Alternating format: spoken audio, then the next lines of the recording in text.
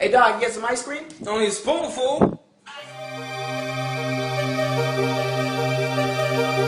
Alright, so around a week ago, Mixer announced that it's shutting down, and my first reaction to this news is, I fucking told you so.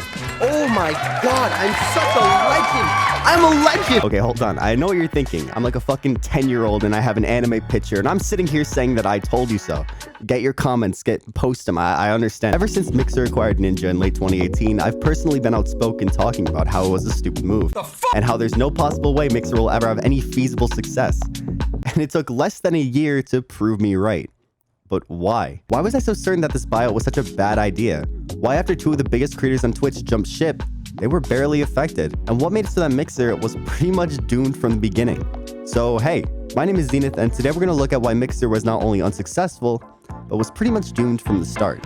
2 to the 1, from the 1 to the 3. I like good pussy and I like good trees. Smoke so much weed you wouldn't believe, and I get more ass. Hold up and sit. Meanwhile, Have you ever subbed for sub or bought views? If you have, you probably know that shit doesn't work. In fact, it more often than not hurts your channel because any real viewer checking out your video realizes you have 3,000 views but only 2 comments. You may get marginally bigger numbers, but it won't matter in the grand scheme of things. Well, think of buying Ninja as someone paying millions of dollars to try and grow their YouTube channel. Sure, they may get some numbers at first, but if you have nothing to give them, none of them are going to stay. You guys remember VidMe, the company that was supposedly going to make waves in the YouTube community and be a true contender for the online video how about Vimeo? Remember in 2014 when big YouTubers started exclusively posting there? Probably not, because nobody watched them. Hell, Casey Neistat during his prime was mainly working on the app Beam, a sort of replacement for Snapchat, and even though he was probably the biggest and most game-changing content creator during his prime, nobody used it. Who the fuck had a Beam account? What the fuck even is a Beam? Who had a Beam account? What I'm trying to say here is that if you're going to try and compete with the big dogs, you need to actually give people a reason to switch over.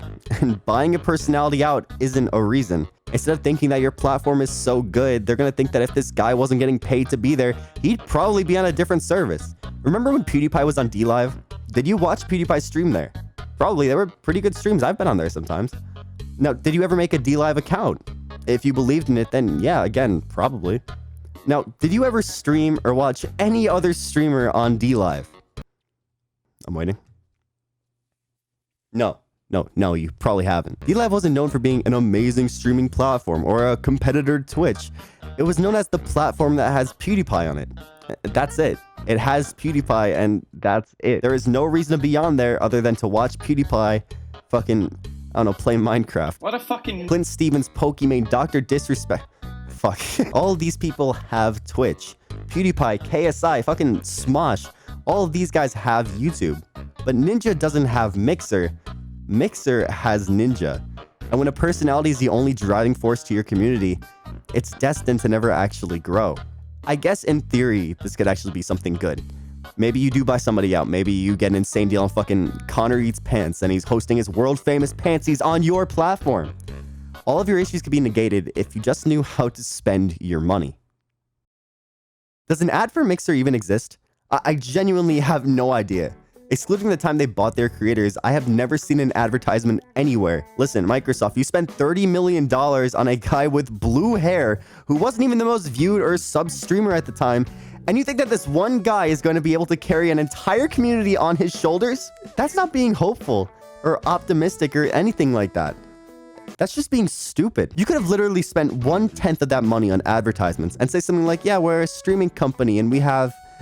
I don't know, good mods. Instead of making a name for yourself with your features like your low latency or HD streaming modes, you instead relied on creators with already established audiences to try and convince people to try you out. The issue is, people don't like changing platforms in general. This isn't a bad mobile game or some shitty earbuds. This is an entirely new community you're trying to build. Look at McJuggernuggets and Storyfire. He has a fanbase of around 4 million people watching his stuff.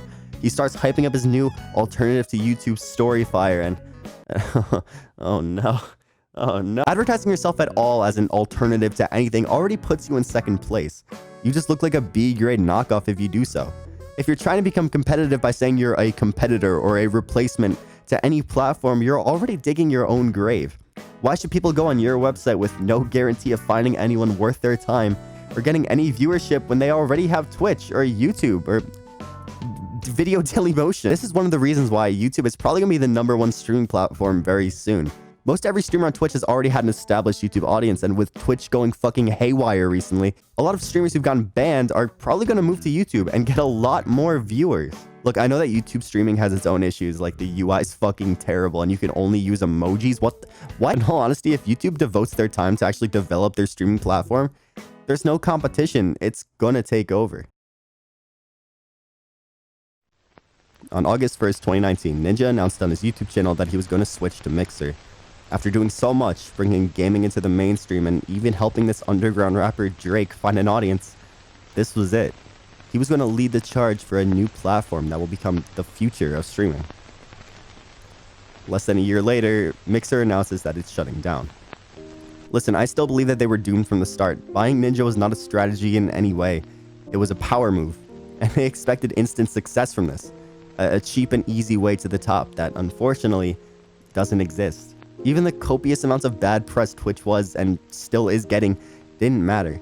People still didn't use Mixer because why should they? It was obvious from the start that Mixer was just trying to cash into the streaming market, and when they didn't see the unreasonable amount of success that they expected, they quit. Building a community is like playing a sport.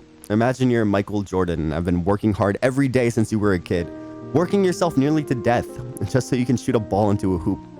And you're a beast. You have millions of fans and are heralded as the greatest of all time. And then your friend comes over and wants to become the next you.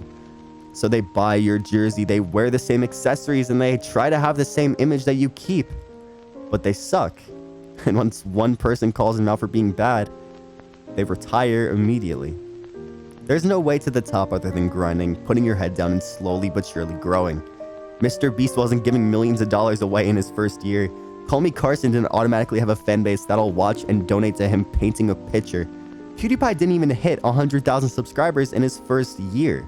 What people don't seem to realize is that before all this growth, there was a long period of time where nobody would watch anything that they create. And the reason they don't realize that is because they obviously don't get to see it. Growing a community is a lot more complex than just getting some big names and trying to convince people to come. If your main incentive is just to try and buy people out, you look more like a wannabe than something actually new. And that's how Mixer will be remembered. A wannabe. A company that didn't try to grow and instead just tried getting the cheap way out. Listen, I'm not trying to say that having a competitive platform is bad. In fact, I think it's a good thing, especially during a time where it seems like these companies are getting away with doing whatever they want. Having a competitive platform would force them to actually shape up and start doing better. Normally, I like to give my own advice when criticizing someone, but in all honesty, I don't know what to do. Especially since these platforms are owned by two of the biggest companies in the world, it's going to be a struggle competing with them no matter what. But what I do know, that's been proven time and time again, is that buying creators first is the wrong way to go.